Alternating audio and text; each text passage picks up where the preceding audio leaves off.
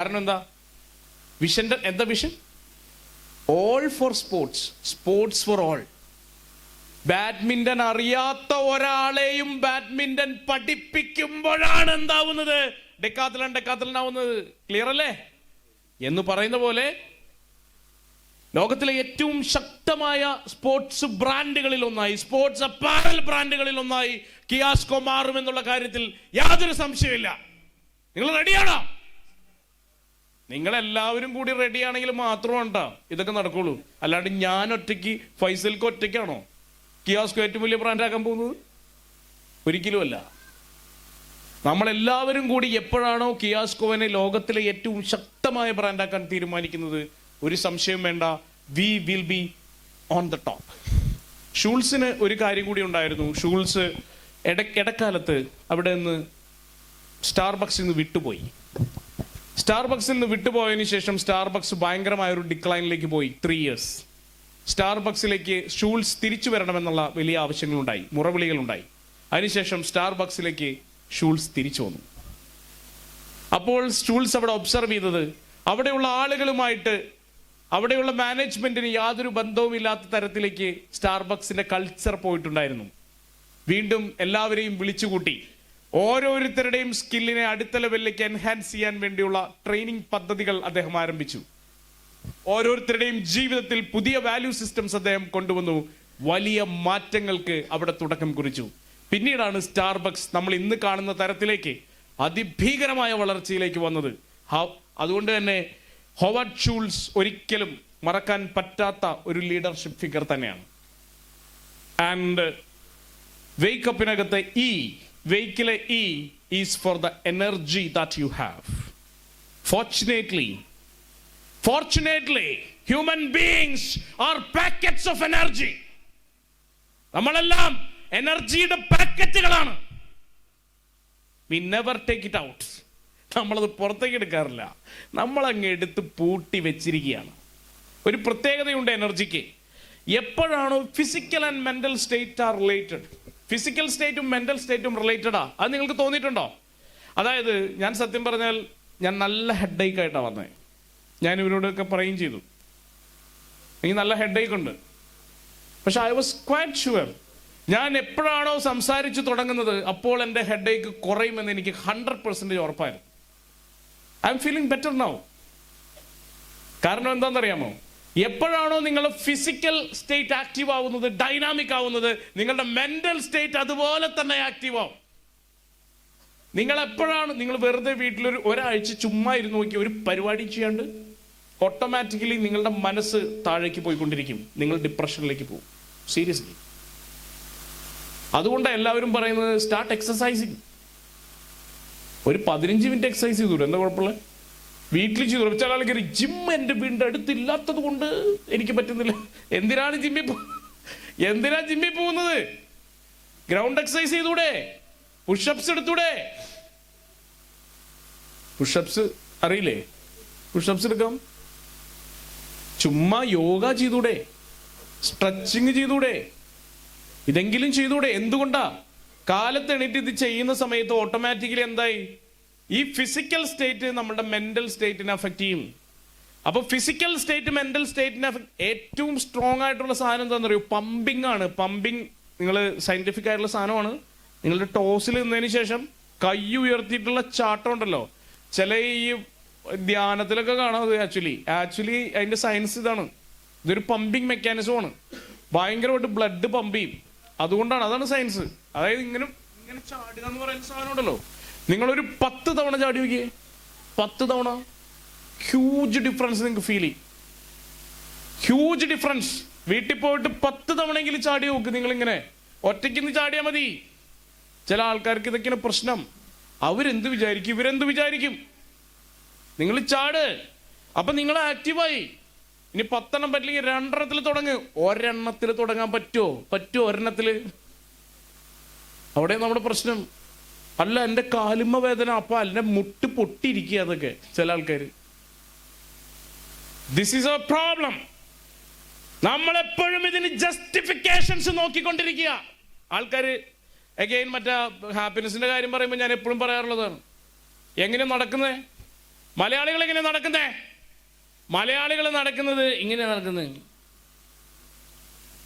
നടക്കുന്നത്, പതുക്കെ പതുക്കെയാ നടക്കുന്നത്. എന്തുകൊണ്ടാ പതുക്കെ നടക്കുന്നത്? ഗൈസ്, എന്തുകൊണ്ടാ നിങ്ങൾ പതുക്കെ നടക്കുന്നേ? കാലുമ വേദന കേട്ടാ? അല്ല, പോയിട്ട് ഒരു പണിയില്ലാത്തോണ്ടാ. പോയിട്ട് ഒരു പരിപാടി ഇല്ലല്ലോ, പിന്നെ എന്തിനാ വേഗം നടക്കുന്നത്?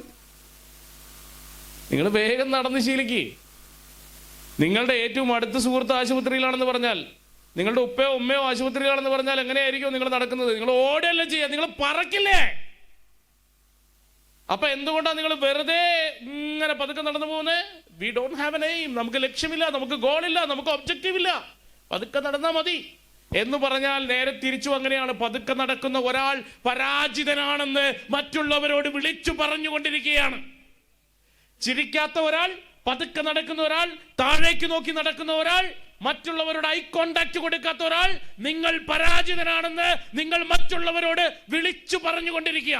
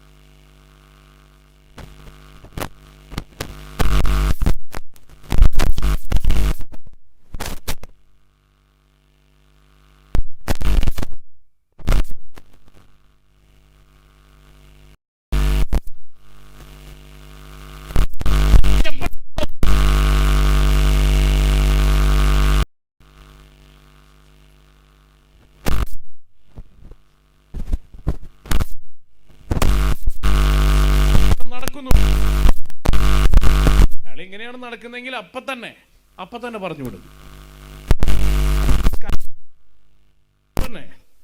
പറഞ്ഞു വിടുന്നു. രണ്ടാമത്തെ എന്താ? He should be energising. Energising എന്ന് പറഞ്ഞാൽ എന്താ? എന്തുട്ടാ എനർജൈസിങ്? എനർജൈസിങ് എന്ന് പറഞ്ഞാൽ മറ്റുള്ള ആളുകളെ പ്രോത്സാഹിപ്പിക്കുന്ന ആളാവണം.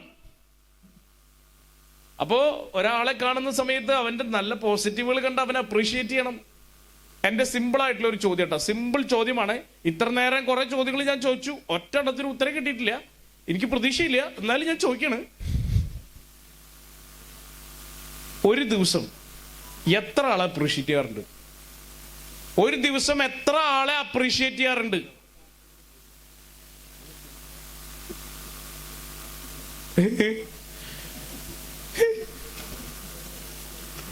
എന്തിനെപ്പ അപ്രീഷിയേറ്റ് ചെയ്തിട്ട് എന്നുള്ളതാണോ ചോദ്യം? ഇവിടെയാണ് പ്രശ്നം നമ്മുടെ. We never appreciate people. കാരണം എന്താ? വെളുപ്പാങ്കാലത്ത് 4 മണിക്ക് മകന് പോവാൻ വേണ്ടി ഇഡലിയും സാമ്പാറും തയ്യാറാക്കുന്ന അമ്മയുണ്ടാവും ചിലപ്പോൾ വീട്ടില്. കഴിഞ്ഞ 40 വർഷമായിട്ട് ഇന്നേ വരെ അവരോട് നന്ദി പറഞ്ഞിട്ടുണ്ടാവില്ല. അപ്പൊ നിങ്ങൾ വിചാരിക്കും പിന്നെ അമ്മയുടെ നന്ദി പറയേണ്ട കാര്യം എന്താ? നിങ്ങൾ ഒരു ദിവസം അവരോട് ചിരിച്ചിട്ട് നന്ദി പറഞ്ഞില്ലെങ്കിലും ഇഡ്ഡലി സൂപ്പർ, വേറെ ലെവൽ അമ്മേ എന്നൊന്ന് പറഞ്ഞു നോക്കിയേ, ഇഷ്ടപ്പെടില്ലേ? ഇഷ്ടപ്പെടുമോ ഇല്ലയോ? അതാണ് എൻ്റെ ചോദ്യം. ഇഷ്ടപ്പെടും അല്ലേ? അത് നമുക്ക് ഉറപ്പാ. ഇഷ്ടപ്പെടുന്നുള്ളത് നമുക്ക് ഉറപ്പാ. എന്നാലും നമ്മൾ പറയില്ല. എന്നാൽ ഒരു മാസം അല്ല, അത് വേറെ ടെക്നിക്ക് ഉപയോഗിച്ചാൽ മതി. ഇന്ന് അടിപൊളിയുണ്ട്, പക്ഷെ നാളെ ഇതേപോലത്തെ പുട്ടാണ് ഞാൻ പ്രതീക്ഷിക്കുന്നത് എന്ന് പറഞ്ഞ പ്രശ്നം തീർന്നു. നമ്മൾ ഇത് തമാശക്കാണ് അവൻ പറഞ്ഞു വെച്ചാലും, പക്ഷെ വേറെ ചെറിയ പ്രശ്നമുണ്ട് നമുക്ക് അതിനകത്ത്. കാരണം എന്താണെന്നറിയോ? നമ്മൾ അഗെയിൻ താങ്ക്സ് പറയാതിരിക്കാനുള്ള, അപ്രീഷിയേറ്റ് ചെയ്യാതിരിക്കാനുള്ള കാരണം കണ്ടുപിടിക്കണം. നമ്മൾ കാരണം കണ്ടുപിടിക്കുക. ആ ബീഭത്സമായ മനസ്സ്.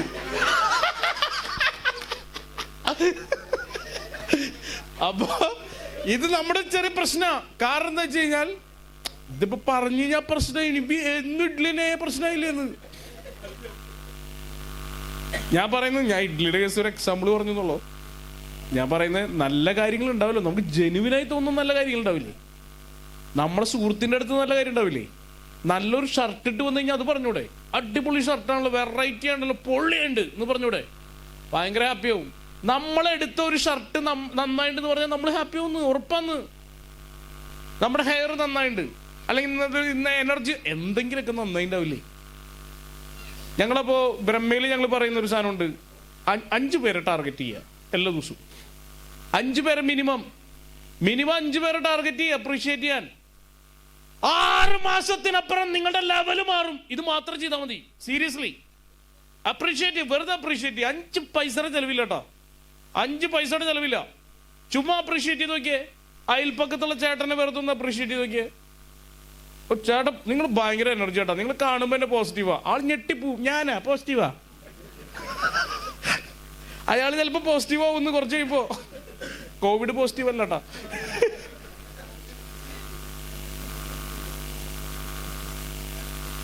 അപ്പൊ ഞാൻ പറയുന്നത്, you start appreciating. When you start appreciating, you start influencing people. ആളുകളെ ഇൻഫ്ലുവൻസ് ചെയ്യാൻ നിങ്ങൾ ആരംഭിക്കുന്നു. എപ്പോഴാണോ നിങ്ങൾ അപ്രീഷിയേറ്റ് ചെയ്യുന്നത്, അവരുടെ ചെവികൾ നിങ്ങൾക്ക് വേണ്ടി ഓപ്പൺ ആക്കി വെക്കുന്നു. ശരിയല്ലേ? നിങ്ങൾ ഒരാളെ അപ്രീഷിയേറ്റ് ചെയ്യുമ്പോൾ നിങ്ങളെ കേൾക്കാൻ വേണ്ടിയിട്ട് വരും. നിങ്ങളൊരു 4 തവണ അപ്രീഷിയേറ്റ് ചെയ്തിട്ടുണ്ടെങ്കിൽ നിങ്ങൾ വേറൊരു കാര്യം കൂടി ശ്രദ്ധിച്ചോട്ടാ. ആക്ച്വലി നിങ്ങൾ അറിഞ്ഞോ അറിയാതെയോ അപ്രീഷിയേറ്റ് ചെയ്യുന്ന ഫ്രണ്ട്സാണ് നിങ്ങളുടെ കൂടെ ഉണ്ടാവുക. അറിഞ്ഞോ അറിയാതെയോ. പിന്നെ തമാശയ്ക്ക് വേണ്ടി നമ്മൾ അവർ കളിയാക്കും, ട്രോൾ ചെയ്യും, അതൊക്കെ fine. But at the same time നിങ്ങൾ അറിഞ്ഞോ അറിയാതെയോ നിങ്ങൾ അവനെ അപ്രീഷിയേറ്റ് ചെയ്യുന്നത് കൊണ്ടാണ് അവൻ നിങ്ങളുടെ സുഹൃത്തായി തുടരുന്നത്. അവന് റെസ്പെക്റ്റ് കൊടുക്കുന്നത് കൊണ്ടാണ് സുഹൃത്തായി തുടരുന്നത്. അല്ലെങ്കിൽ ഒരാളും നമ്മുടെ അടുത്തേക്ക് വരില്ല, ഒരാളും വരില്ല. നിങ്ങൾ ഉറപ്പിച്ചോ, ആളുകളെ അപ്രീഷിയേറ്റ് ചെയ്യാൻ ആരംഭിക്കുക. നിങ്ങളൊരു പുതിയ കമ്പനിയിൽ പോയാൽ, പുതിയൊരു സ്ഥലത്ത് പോയാൽ, പുതിയ ആളുകളെ പരിചയപ്പെട്ടാൽ, സ്റ്റാർട്ട് അപ്രീഷിയേറ്റിംഗ്. ആദ്യം ചിലപ്പോൾ തോന്നും ഇയാൾ ചുമ്മാ വെറുതെ സോപ്പിടാൻ വേണ്ടിയാണല്ലോ എന്നൊക്കെ ആദ്യം തോന്നാം.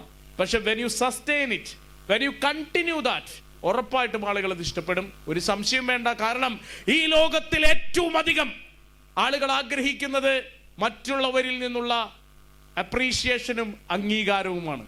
അതിനുവേണ്ടിയല്ല നമ്മൾ ചെയ്തതെല്ലാം. അപ്പൊ അത് ഉറപ്പിച്ചോളൂ.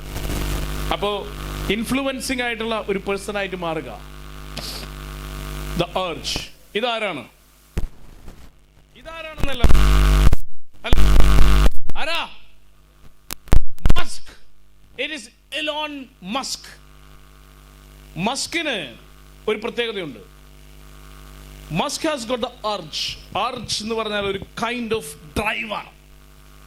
വെറുതെ ഇരിക്കുന്ന സമയത്താണെങ്കിൽ പോലും, ഞാൻ ഫുള്ളി കംഫർട്ട് സോണിലാണെങ്കിൽ പോലും, അടുത്ത ഒരു കംഫർട്ട് സോൺ കണ്ടെത്താൻ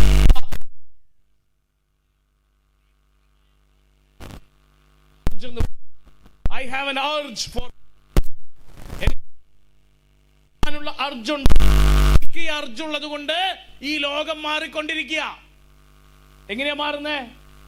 because he introduced electric vehicles, driverless vehicles.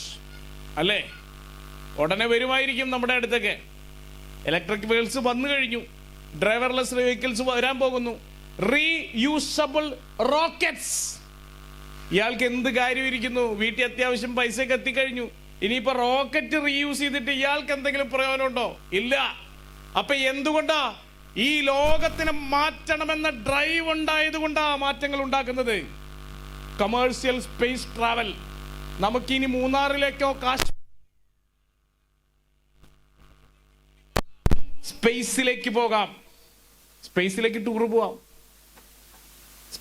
Tour പോകാം. ആരാ ഇൻട്രൊഡ്യൂസ് ചെയ്തേ? സ്പേസിലേക്കുള്ള ടൂർ ഇൻട്രൊഡ്യൂസ് ചെയ്തത് ഇലോൺ മസ്കാ. Solar city and sustainable energy. ലോകത്തിലുള്ള എല്ലാ സിറ്റികളും സോളാർ ഉപയോഗിച്ച് മാത്രം വർക്ക് ചെയ്യുക എന്നുള്ള കോൺസെപ്റ്റിലാണ് ഇപ്പോൾ പുതിയ പ്രൊജക്ട് വർക്ക് ചെയ്തുകൊണ്ടിരിക്കുന്നത്. നമുക്കറിയാം, നമ്മുടെ കൊച്ചി എയർപോർട്ടാണ് ലോകത്തിലെ ആദ്യത്തെ അന്താരാഷ്ട്ര വിമാനത്താവളം സോളാറിൽ മാത്രം വർക്ക് ചെയ്യുന്ന. And this is possible everywhere. Neuralink brain machine interface. ചെറിയ സാധനം കാണിച്ചു തരാം. അതായത് നിങ്ങൾക്ക് ബ്രെയിനകത്ത് ചെറിയൊരു ചിപ്പ് വെക്കാം. നിങ്ങളുടെ ബ്രെയിനകത്ത് നടക്കുന്ന എല്ലാ പ്രവർത്തനങ്ങളും അത് കൃത്യമായി റീഡ് ചെയ്യുകയും അത് ഓട്ടോമാറ്റിക്കലി മെസ്സേജുകൾ പാസ് ചെയ്യുകയും ചെയ്യും. അപ്പം നിങ്ങൾ വെറുതെ ചിന്തിച്ചാൽ മാത്രം മതി, ആ ബൾബ് കത്തും. വെറുതെ ചിന്തിക്കുന്നു, ബൾബ് കത്തുന്നു. വെറുതെ ചിന്തിക്കുന്നു, ഫാൻ ഓൺ ആവുന്നു. ചിന്തിക്കുക മാത്രം. Seriously, you just think, it will be done. അതാണ് ഈ പരിപാടി. കെട്ടുകഥയല്ല, കെട്ടുകഥയല്ല. ഇലോൺ മസ്ക് നടപ്പിലാക്കുകയാണ്, നമ്മളുടെ മുന്നിലേക്ക് വരാൻ പോവാണ്. ഒരു 2000-ലൊക്കെ ഒരാളെ കണ്ട് സംസാരിക്കാന്നൊക്കെ പറയുമ്പോൾ നമ്മൾ പിന്നെ ഇതൊന്നും നടക്കാൻ പോകുന്ന കാര്യമല്ല എന്ന് വിചാരിച്ചിരുന്ന, ഇപ്പൊ നമ്മൾ നല്ല ക്ലാരിറ്റിയിലാണ് അമേരിക്കയിൽ ഇരിക്കുന്ന നമ്മുടെ സുഹൃത്തിനോട് അല്ലെങ്കിൽ അനുജനോടൊക്കെ സംസാരിക്കുന്നത്. നമ്മുടെ മുന്നിൽ എത്തിക്കഴിഞ്ഞു എന്ന് പറയുന്ന പോലെ 10 വർഷത്തിനുള്ളിൽ ദിസ് വിൽ ഹാപ്പൻ. ഇതൊക്കെ നടക്കാൻ പോവാ. അപ്പൊ ഇത് നടക്കുന്നത് എങ്ങനെയാ?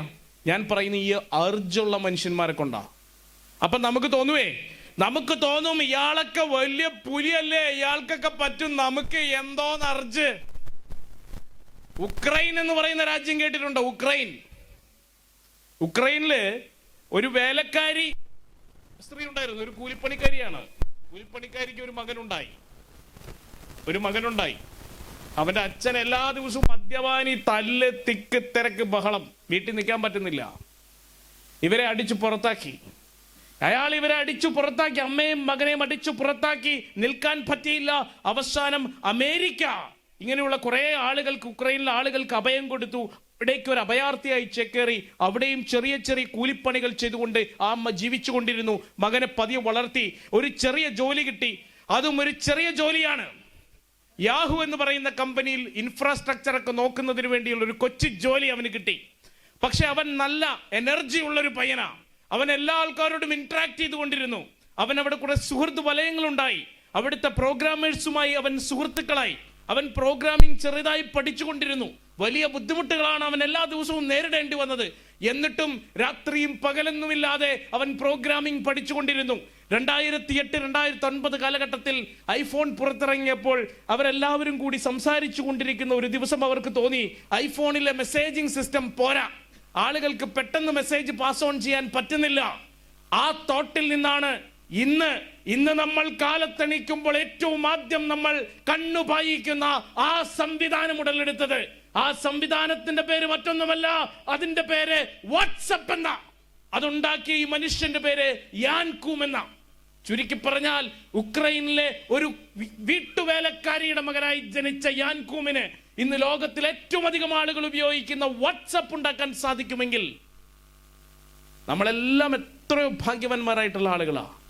We are just in our comfort zone, and that's a reason we never create a WhatsApp. ആ ഒറ്റ കാരണം കൊണ്ടാണ് നമ്മൾ പലപ്പോഴും നമ്മളുടെ ജീവിതത്തിൽ പലതും ഉണ്ടാക്കാതെ പോകുന്നത്. ഉറപ്പിച്ചോ, യാൻകൂമിന്റെ സ്റ്റോറി നമുക്കൊരിക്കലും മറക്കാനാകാത്ത സ്റ്റോറിയാണ്.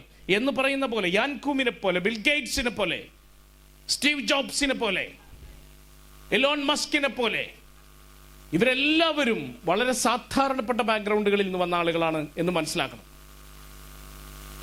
പെർസിസ്റ്റൻസ്. വേക്ക് അപ്പിനകത്ത് P is for the persistence. ആരാണെന്നറിയാമോ? ഇവന്റെ പേര് കണ്ടിട്ടുണ്ടോ ഇയാളെ?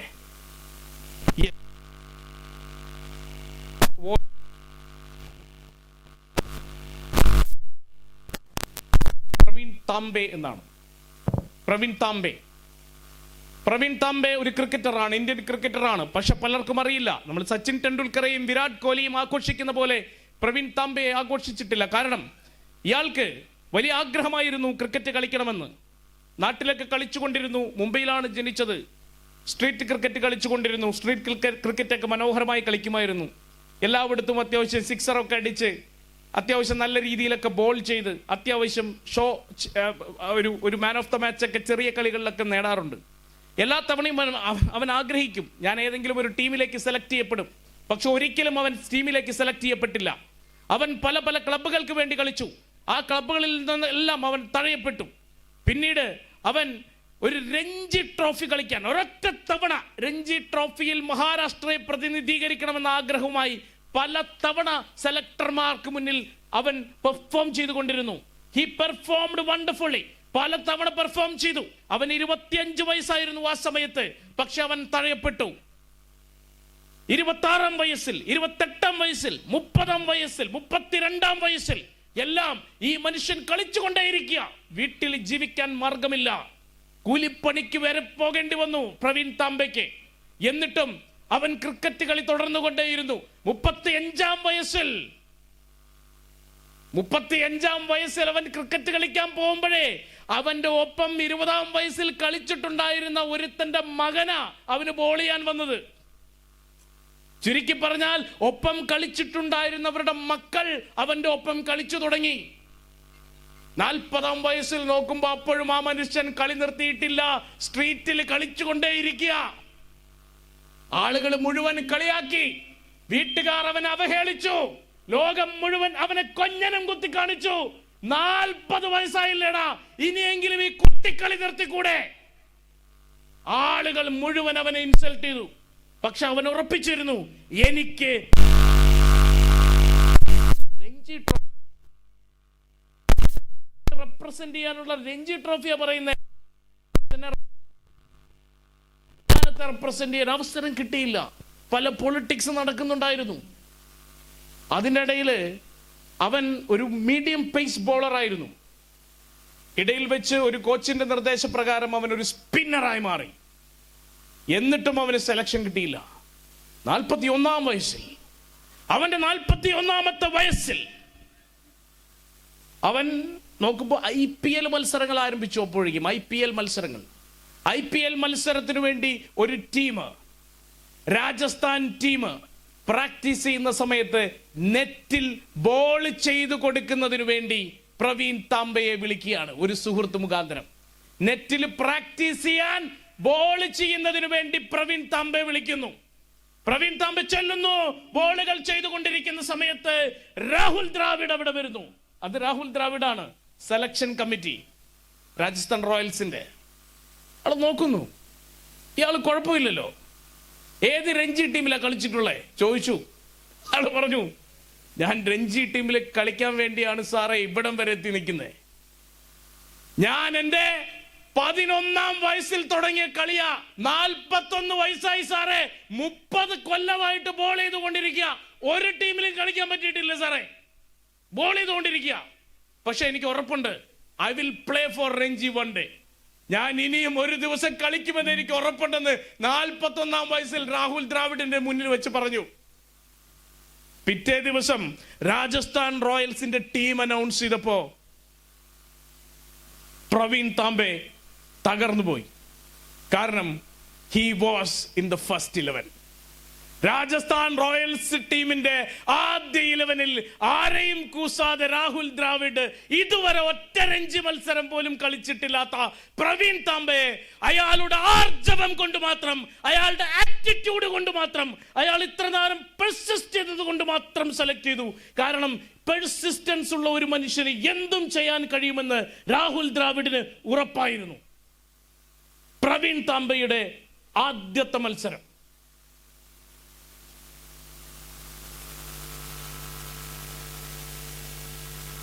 കണ്ടു നോക്കിയോ?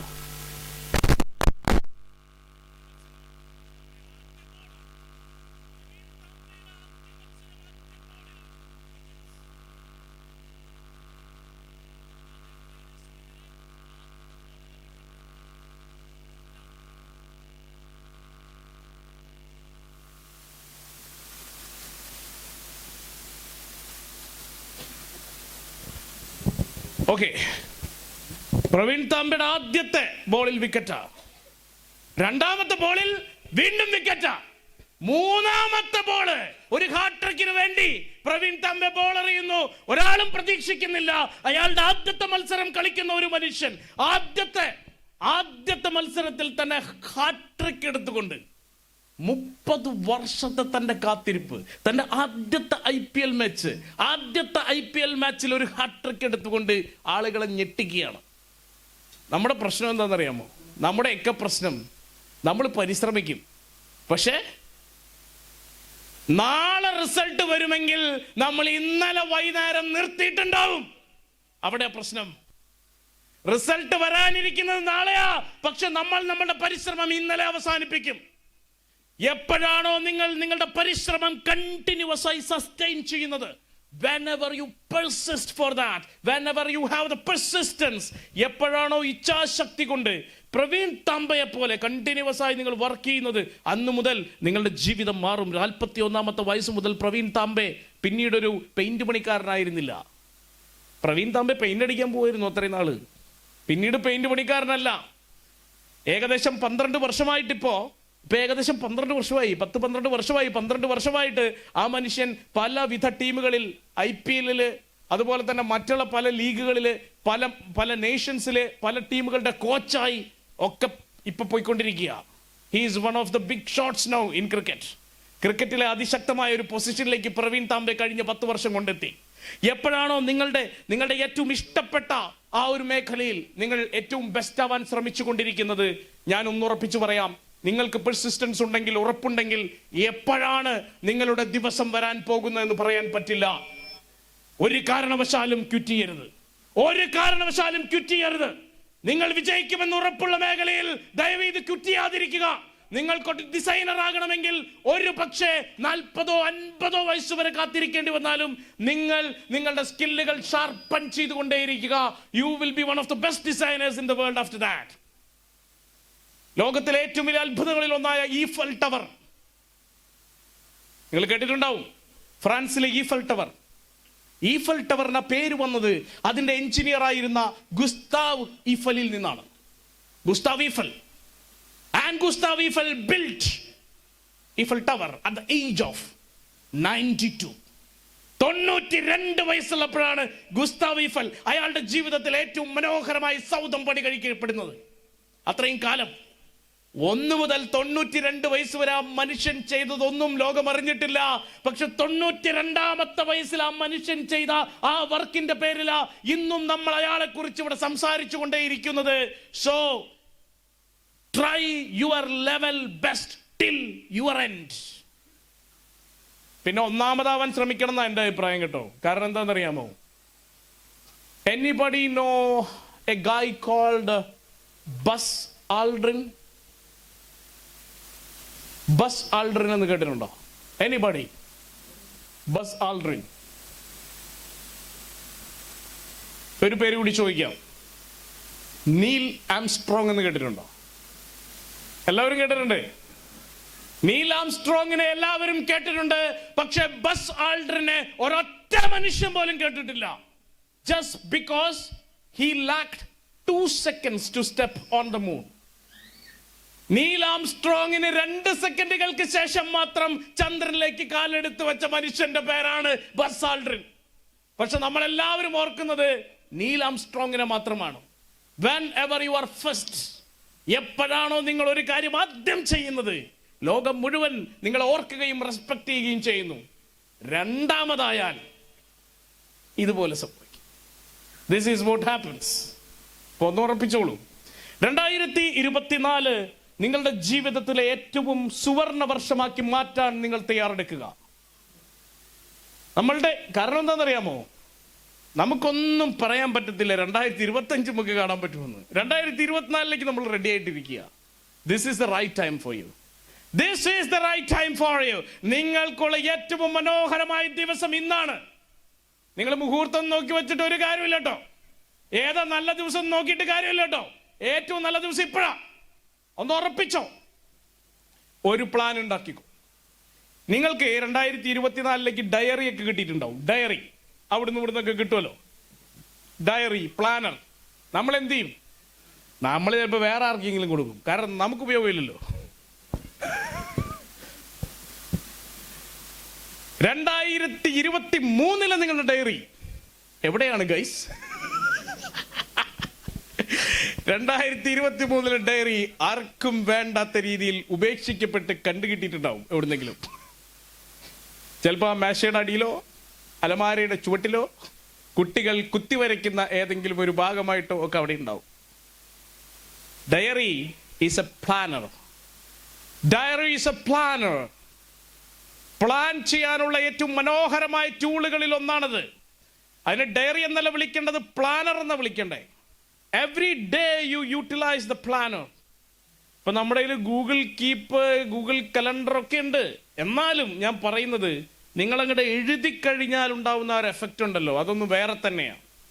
എന്താ ചെയ്യണ്ടേ? ജനുവരി 1-ാം തീയതി എന്തൊക്കെ ചെയ്യണമെന്നൊന്ന് എഴുതി വെക്കുക. ഒരു ഭാഗത്ത് എഴുതുക, എന്നിട്ട് അതിന്റെ മറുഭാഗത്ത്, അതിന്റെ സൈഡിൽ അത് ചെയ്ത് കഴിഞ്ഞോ, ഇനി എന്താണ് ചെയ്യാനുള്ളത് എന്നുള്ളത് ആ ദിവസത്തിന്റെ എൻഡിൽ കിടക്കുന്നതിന് തൊട്ട് മുമ്പ് ഒന്ന് അപ്ഡേറ്റ് ചെയ്യുക. പിറ്റേ ദിവസത്തേക്കുള്ളത് അപ്പൊ തന്നെ എഴുതി വെക്കും കൂടെ ചെയ്യുക. അപ്പൊ തലേ ദിവസം രാത്രിയിൽ നാളത്തേത് പ്ലാൻ ചെയ്യുക, അന്ന് കിടക്കുമ്പോൾ എത്രമാത്രം കഴിഞ്ഞു എന്നുള്ളത് അപ്ഡേറ്റ് ചെയ്ത് പോവുക. 3 മാസം നിങ്ങളിങ്ങനെ ചെയ്താൽ, 3 മാസം നിങ്ങളിങ്ങനെ ചെയ്താൽ പിടിച്ചാൽ കിട്ടില്ല guys, seriously. Because you will B A disciplined systematic person. വേറെ ലെവലായിട്ട് മാറും നിങ്ങൾ, സീരിയസ്ലി. ഒറ്റ ഡയറി കൊണ്ട് നിങ്ങളുടെ ജീവിതം മാറും. 2024 നിങ്ങൾക്ക് കിട്ടുന്ന ഡയറി ഒരു നോട്ട് ബുക്ക് അല്ല എന്ന് മനസ്സിലാക്കുക. This is a planner. Actually every diary is a planner. ശരിക്കും നോക്കിയാൽ നിങ്ങൾക്ക് കാണാം, അതിനകത്ത് തീയതിയുണ്ട്, സമയമുണ്ട്. ഈ സമയമൊക്കെ എന്തിനാ കൊടുത്തിരിക്കുന്നത്? നമുക്ക് പ്ലാൻ ചെയ്യാനാണ് കൊടുത്തിരിക്കുന്നത്. So utilise that particular thing.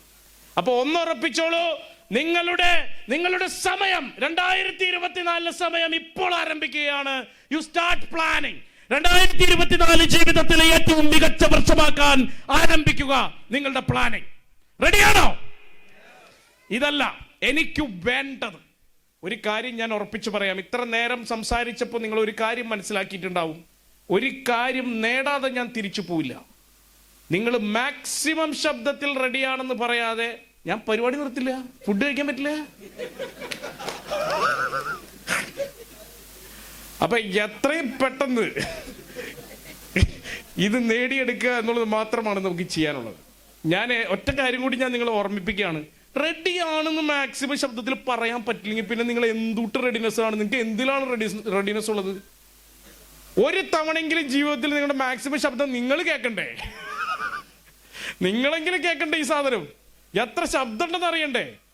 ദയവ് ചെയ്ത് ഒരു കാര്യം കൂടി, ഞാനിപ്പോ ഇവിടെ ഇത്ര ആൾക്കാർ, 100-200 ആൾക്കാർ ഇരിക്കുന്നുണ്ടല്ലോ. അപ്പൊ നമുക്കൊരു ചെറിയ ധൈര്യം ഉണ്ടാവും. എന്ത്? ഇയാളിങ്ങനെ പറയും, നമുക്കിങ്ങനെ കാണിച്ചാൽ മതിയല്ലോ, ഇങ്ങനെ കാണിച്ചാൽ മതിയല്ലോ. ആരെയാണ് നിങ്ങൾ പറ്റിക്കുന്നത്? ആരെയാണ് പറ്റിക്കുന്നത്? നിങ്ങൾക്ക് വേണ്ടി ഇത്രയധികം ട്രാവൽ ചെയ്ത് വന്ന് സംസാരിച്ച എന്നെയാണോ? നിങ്ങൾക്ക് വേണ്ടി ഇത്രയും മനോഹരമായ ഒരു പ്ലാറ്റ്ഫോം ഉണ്ടാക്കി തന്ന കിയാസ്കോ കുടുംബത്തെയാണോ? ആരെയാ പറ്റിക്കുന്നത്? സത്യം പറയട്ടെ, ഒരു സത്യം പറയട്ടെ, ഓപ്പണായിട്ട് പറയട്ടെ. എന്നെയല്ല, ഫൈസൽക്ക്, ഹസൈനാറിനെ, മൻസൂറിനെ, ആരെയല്ല നിങ്ങൾ പറ്റിക്കുന്നത്. നിങ്ങൾ പറ്റിച്ചുകൊണ്ടിരിക്കുന്നത് നിങ്ങളെയാണ്. You are deceiving yourself. യാതൊരു ദക്ഷിണ്യവുമില്ലാതെ ഓരോ ദിവസവും ഓരോ സെക്കൻഡും സ്വന്തമായി ചതിച്ചുകൊണ്ടിരിക്കുകയാണ്.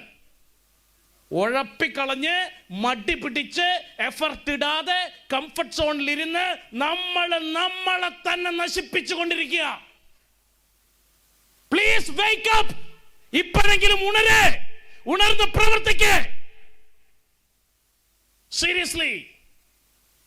എന്തിനാ നമുക്ക് നാടിനും നാട്ടുകാർക്കും വീടിനും വീട്ടുകാർക്കും ആർക്കും വേണ്ടാതെ ജീവിച്ചിട്ട് എന്താ കാര്യമുള്ളത്? Make your signature. നിങ്ങളെക്കുറിച്ച് നാട് സംസാരിക്കട്ടെ. And I bet you are capable of that. നിങ്ങൾക്ക് അതിനുള്ള കഴിവുണ്ടെന്ന് ഞാൻ ഉറച്ചു പറയുന്നു.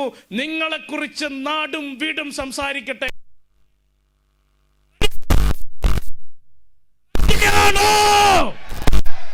ഇതിന്റെ 10 ഇരട്ടി ശബ്ദം നിങ്ങൾക്കുണ്ട്. Please come on. എനിക്ക് വേണ്ടത് റിഡ്ജസ് ഇൻ വിറയ്ക്കണം. അത്രയും ശബ്ദം വേണം. നിങ്ങൾ മറ്റുള്ളവരെ നോക്കല്ലേ.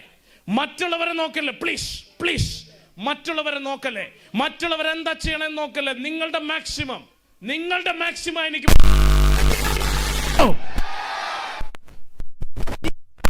നിങ്ങൾക്ക് 2024 മുഴുവൻ ഇടാൻ സാധിച്ചാൽ, I guarantee you, I bet you, we will